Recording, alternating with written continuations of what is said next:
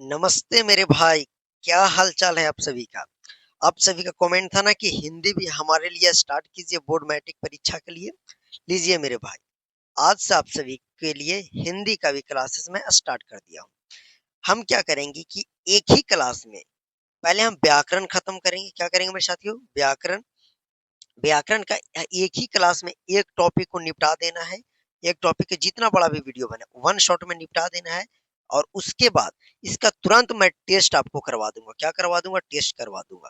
इससे क्या होगा कि आपका रिवीजन हो जाएगा। मतलब एक बार थियोरी, उसके जस्ट आपको टेस्ट मिलेंगे। तो प्लीज अगर आप नए हैं तो चैनल को सब्सक्राइब करके रखिएगा। वीडियो का नोटिफिकेशन आपको मिलेगा। तो आज से हम हिंदी का व्याकरण पार्ट स्टार्ट कर रहे हैं। आपको पता होगा कि व्याकरण से भी अच्छे खासे नंबर आपके एग्जाम में पूछे जाते हैं। तो हमारा जो पहला टॉपिक होगा वो होगा संज्ञा। धीरे धीरे सारे टॉपिक को हम निपटा देंगे। और वन शॉट यार, मेरे हिसाब से 25 मिनट में मैं संज्ञा टॉपिक आपको पढ़ा दूंगा। और एक बात और मेरे साथियों, मैं जो आपको संज्ञा पढ़ाऊंगा एकदम इजी भाषा में, इस तरीका से आप कहीं नहीं पढ़े होंगे। तो यार ऐसा नहीं करना कि सर बुक में तो ऐसा डिफिनेशन लिखा हुआ था, आपने तो एकदम शॉर्टकट में लिख दिया। ओके मेरे भाई, तो मैं आपको जो पढ़ाऊंगा मेरा मकसद ही है कि ऐसा मंत्र मैं आपको एजुकेशन का दे दूं कि हमेशा कुछ भी याद आए तो गणित मंत्र ही आपको याद आए। चलिए आइए शुरू करते हैं आज की इस क्लास को। तो आपको जैसे पता होगा कि हम सारी चीजें पीपीटी पे करते हैं, पीपीटी के मदद से पढ़ाते हैं। तो सबसे पहले हम आइए संज्ञा का थ्योरी देखते हैं। तो मेरे साथ ही हो, सबसे पहले ये संज्ञा होता क्या है? इसे इंग्लिश में हम लोग नाउन बोलते हैं। तो नाउन वो इंग्लिश का टॉपिक होगा तो आप उसमें पढ़ लीजिएगा। देखिए एकदम सरल और सिंपल भाषा में बोला जाए तो किसी व्यक्ति, वस्तु, स्थान आदि के नामों को संज्ञा कहती है। अब आदि मतलब ये नहीं समझ लेना है कि जो चाय में आदि डाला जाता है वो नहीं। आदि मतलब और आगे कुछ चीजें होंगी, उससे भी हम लोग संज्ञा कहेंगे। सीधा सीधी हम एक बात जानते हैं कि किसी के नाम को हम लोग संज्ञा कहेंगे। किसी भी प्रकार का जो भी अगर नाम हो जाए उसे संज्ञा कहेंगे। अब एक बार आप अपना आंख बंद कर दीजिए और आपके रूम में जितने भी चीजें हैं आप उसको याद कीजिए। सर बोलोगे सर मेरे रूम में चौकी है, तो क्या ये संज्ञा है? हाँ मेरे भाई, वह एक संज्ञा है। और बोलोगे सर हमारे घर में कॉपी है, क्या वह संज्ञा है? हाँ बिल्कुल मेरे साथियों, कॉपी भी आपका संज्ञा है। सर किताब, वो भी संज्ञा है? जी हाँ मेरे साथियों। अब वो कौन सा संज्ञा है वो हम उसके टाइप में पढ़ेंगे। अब बोलेंगे सर अब जिस शहर में रहते हो वो भी हमारा संज्ञा है। हाँ मैं बोला ना कि जो नाम, अगर नाम उसका है, उस चीज का नाम है, किसी का अगर नाम हो जाए तो वह संज्ञा होगा। That's clear. एकदम इजी भाषा में किसी के नाम को संज्ञा कहते हैं। ये तो ऐसे फॉर्मेलिटी के लिए मैं लिख दिया, किसी व्यक्ति, वस्तु, स्थान आदि के नामों को संज्ञा कहते हैं। ज्यादा शॉर्ट में भी भागना अच्छी बात नहीं है मेरे भाई। एग्जाम्पल में पटना, घोड़ा, गंगा, राम इत्यादि और आगे कुछ चीजें होंगे। आइए मैं आपको दूसरे स्लॉट पे लेकर चलता हूँ। ओके, तो आइए अगला हमारे पास है मेरे साथियों कि टाइप्स ऑफ नॉन, यानी संज्ञा के प्रकार। अब हम ये समझेंगे सबसे पहले कि संज्ञा के कितने प्रकार होते हैं, संज्ञा कितने टाइप के होती है। संज्ञा के प्रकार या संज्ञा के टाइप बोल सकते हैं, संज्ञा के प्रकार या संज्ञा के भेद भी। तो देखिए संज्ञा के कुल 5 भेद होते हैं। कितने मेरे साथियों? तो बोलो कि सर 5 भेद होते हैं। आप लिख लीजिएगा, आपके एग्जाम में धारे से ये ऑब्जेक्टिव पूछता है कि संज्ञा के कितने प्रकार होते हैं या संज्ञा कितने प्रकार के होते हैं। क्या लगाना है? 5। कौन कौन? व्यक्तिवाचक संज्ञा, जातिवाचक संज्ञा, त्रावाचक संज्ञा, भाववाचक संज्ञा और समूहवाचक संज्ञा। एक बार फिर से चीजों को समझिएगा। व्यक्तिवाचक संज्ञा, जातिवाचक संज्ञा, त्रावाचक संज्ञा, भाववाचक संज्ञा, समूहवाचक संज्ञा। सर इससे हम लोग याद कैसे करें कि संज्ञा के 5 प्रकार है? मैं आपको बोलूंगा कि आप एक बार चीजों को अच्छे से ध्यान पूर्वक चीजों को पढ़िएगा ना तो 102 बार में आपकी चीजें याद हो जाएगी। आप अभी क्लास 10th में हो तो आपकी चीजें ज्यादा याद होती होंगी मेरे हिसाब से। जी हाँ, तो आप एक एक ही चीज को आप ज्यादा बार, ज्यादा से ज्यादा ट्राई किया किया कीजिए पढ़ने का। अब हर एक संज्ञा का जो टाइप है, जैसे व्यक्तिवाचक, जातिवाचक, त्रावाचक, भाववाचक एंड समूहवाचक, ये सबको एक एक करके डिटेल से हम पढ़ेंगे। इसी के टाइप से आपके सवाल आते हैं। ओके मेरे भाई, चलिए आइए देखते हैं।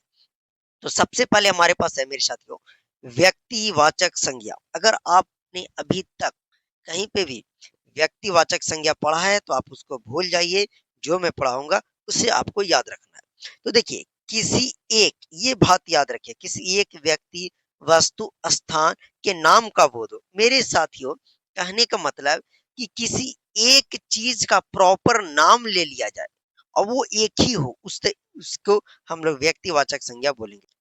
तो सीधा सीधी बात याद रख सकते हैं। अब व्यक्तिवाचक संज्ञा में सीधा सीधी ये याद रख सकते हैं कि हैशटैग वन, यानी कि हैशटैग वन, मैं अभी समझाऊंगा चीजों को, आप ध्यान दीजिएगा कि किसी एक चीज का प्रॉपर नाम ले लिया जाए। जैसे मैं बोलूं मेरे साथियों, गया, तो गया एक शहर है। गया एक शहर है, मतलब हम एक प्रॉपर नाम ले लिए गया का, तो गया हमारा व्यक्तिवाचक संज्ञा हो जाएगा। सर बोलोगे सर पटना, तो इस हिसाब से बोलोगे सर दिल्ली भी हो जाएगा, मुंबई भी हो जाएगा।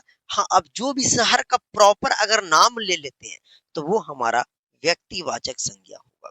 कैसे? क्योंकि हमने एक प्रॉपर नाम ले लिया, गया, पटना, गंगा, तो गंगा नदी है तो हमने एक प्रॉपर नाम ले लिया, गंगा।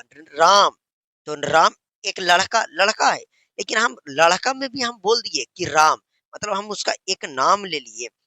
मोहन, गांधी जी, तो गांधी जी का भी हम लोग नाम ले लिए। तो मेरे साथियों, आई होप आपको व्यक्तिवाचक संज्ञा समझ में आ गया होगा। किसी एक खास व्यक्ति, वस्तु, स्थान के नाम का अगर बोध हो जाए तो वो हमारा व्यक्तिवाचक संज्ञा कहलाता है। आई होप आपको बहुत बेहतरीन, एकदम क्लियर हो गया होगा।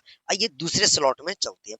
आप पूरे कॉपी पेन लेकर बैठा कीजिए, नहीं तो आप स्क्रीनशॉट भी ले सकते हैं और बाद में चीजों को नोट कर लीजिएगा। ओके, आइए मेरे साथियों, अगला सवाल है जातिवाचक संज्ञा, मतलब अगला टाइप, दूसरा नंबर जो है आपका, वो जातिवाचक संज्ञा। तो जातिवाचक संख्या क्या होता है? संज्ञा कि जिससे पूरे जाति का बोध हो जाए। ऐसा शॉर्टकट डिफिनेशन कहीं पे आप खोज लो नहीं मिलेगा।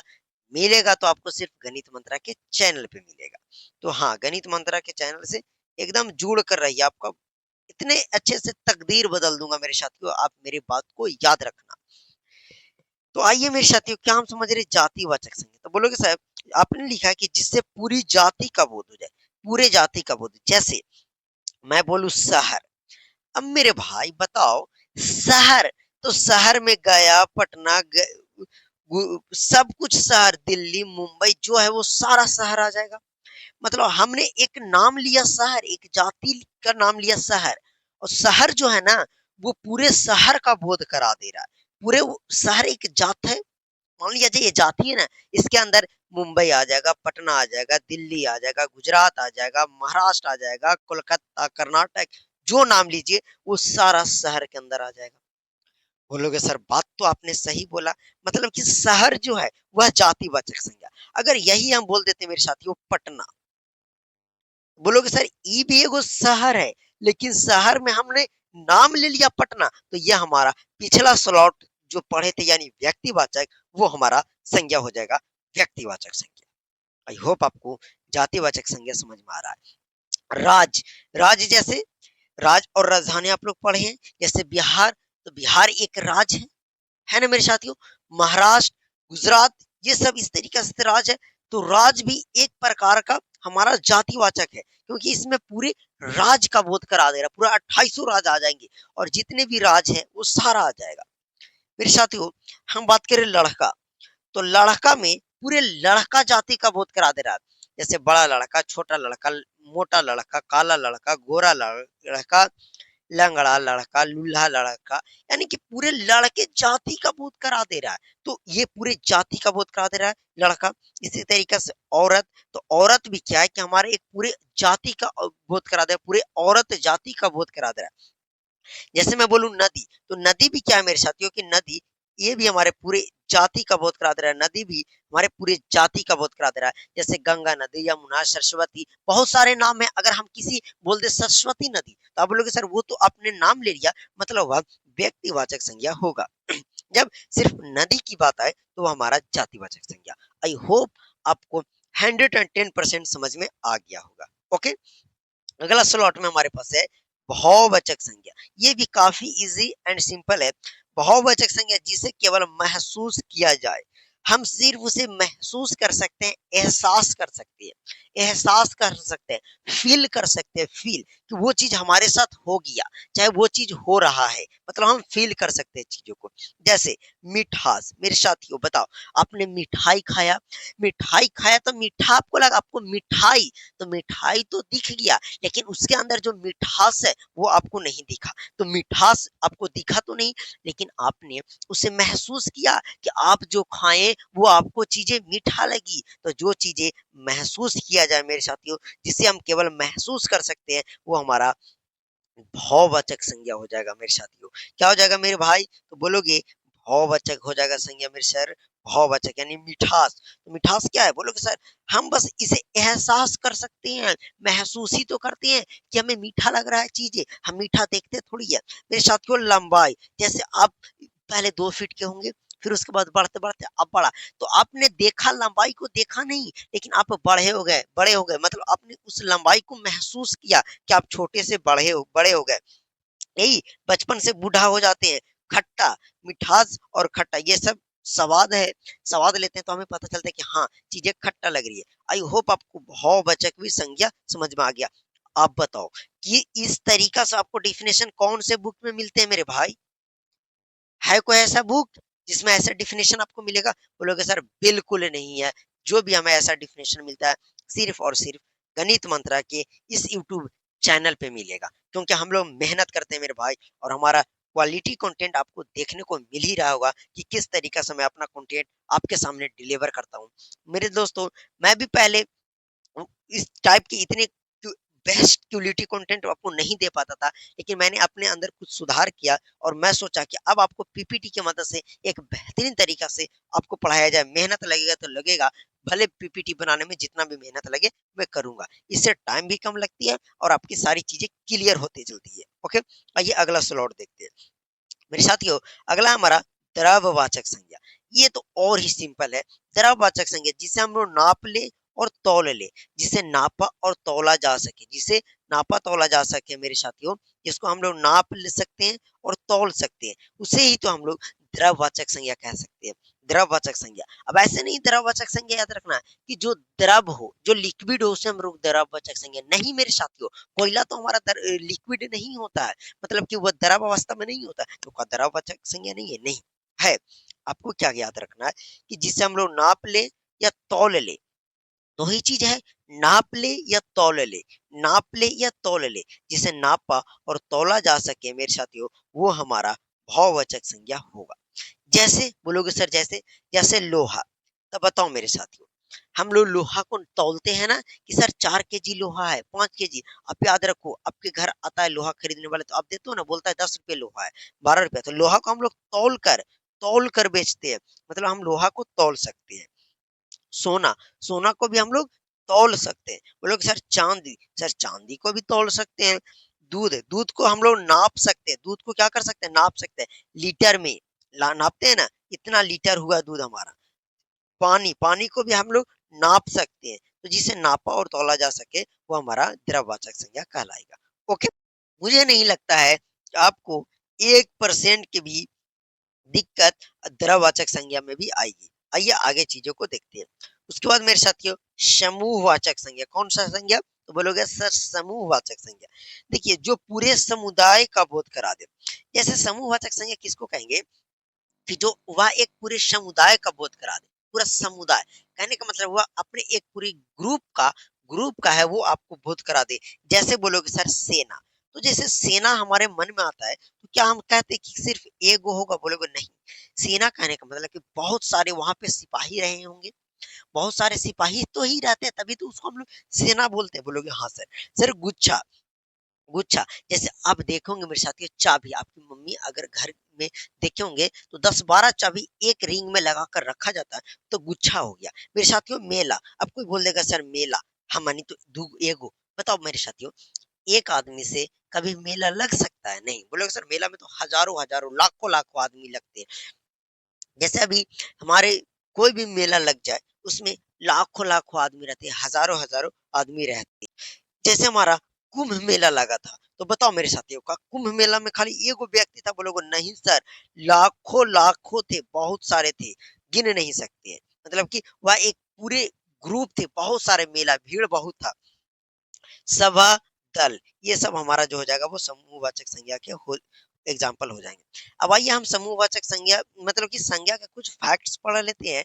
2 फैक्ट्स है वो आप जान लीजिएगा, उसके बाद आपका ये क्लास खत्म हो जाएगा। मतलब कि 20 मिनट के आसपास हमारा लगा और हमारा पूरा संज्ञा खत्म हो गया। ओके मेरे साथियों, अब है कि द्रववाचक संज्ञा को अगर बहुवचन बनाया जाए तो वह जातिवाचक संज्ञा में संज्ञा बनता है। मेरे साथियों ये बात याद रखिएगा कि कोई भी अगर द्रववाचक संज्ञा है, अगर उसको आप प्लुरल यानी कि बहुवचन जब कर दीजिएगा तो वह हमारा जातिवाचक संज्ञा बनेगा। तब ये बात को याद रखिएगा, एग्जाम्पल आपके यहीं से फंसेंगे, क्वेश्चंस आपके यहीं से फंसेंगे। आ गया चीजें समझ में? बोलोगे सर क्या? कि जैसे द्रववाचक, द्रववाचक संज्ञा किसको कहते हैं? बोलोगे सर जिसको हम लोग नाप और तौल सकते हैं, जिसको हम लोग नाप नाप और तौल सकते हैं उसे द्रववाचक संज्ञा कहते हैं। जातिवाचक संज्ञा जो पूरे जाति का बोध कराता है। तो देखिए जैसे हम लकड़ी को तो नाप और तौल सकते हैं, तो लकड़ी, लकड़ी को हम लोग नाप और तौल सकते हैं, तो यह हमारा द्रववाचक संज्ञा हो गया। लेकिन लकड़ी से हमारा लकड़ियां बना, लकड़ियों बना यानी कि बहुवचन में बना। अब बताओ ये लकड़ियों, ये सारी लकड़ियों को का मतलब बोध करा रहा है, पूरे लकड़ी जाति का बोध करा दे रहा है। जैसे इसमें आ जाएगा आपका नीम का लकड़ी, शीशम का लकड़ी, बबूल का लकड़ी, बहुत सारे चंदन का लकड़ी, सारी लकड़ियों का प्रकार कर दे रहा है। मतलब पूरे उस लकड़ी की जाति का बोध करा दे रहा है। तो आपको ये याद रखना है मेरे साथियों कि द्रववाचक संज्ञा को कभी भी हम प्लुरल करेंगे यानी कि बहुवचन करेंगे तो वह हमारा जातिवाचक संज्ञा में बदलेगा। आई होप आपको पूरे अच्छे तरीका से क्लियर हो गया होगा। अगला हमारा है साथियों कि भाववाचक संज्ञा, भाववाचक संज्ञा को अगर हम प्लुरल कहेंगे करेंगे तो वो भी हमारा जातिवाचक संज्ञा में बदल जाएगा। जैसे मेरे साथियों बुराई को अब बहुवचन में बदलेगा तब बुराइयों हो जाएगा, ये भी पूरे हमारा जातिवाचक संज्ञा हो जाएगा। इसी के हिसाब से मेरे साथियों ये अब हमारा आज का संज्ञा का क्लास खत्म हो गया। नेक्स्ट क्लास जो होगा मेरे साथियों वो होगा संज्ञा का टेस्ट का। किसका होगा मेरे साथियों? संज्ञा का टेस्ट। तो अगर आपको थ्योरी समझ में आई होगी तो अब संज्ञा का टेस्ट का वीडियो आप 100% देखने का प्रयास कीजिएगा। मैं आपको बोल रहा हूँ एकदम देखिएगा मेरे साथियों, किसी भी प्रकार से आपको वीडियो देखना है, टेस्ट तो लगाना ही है।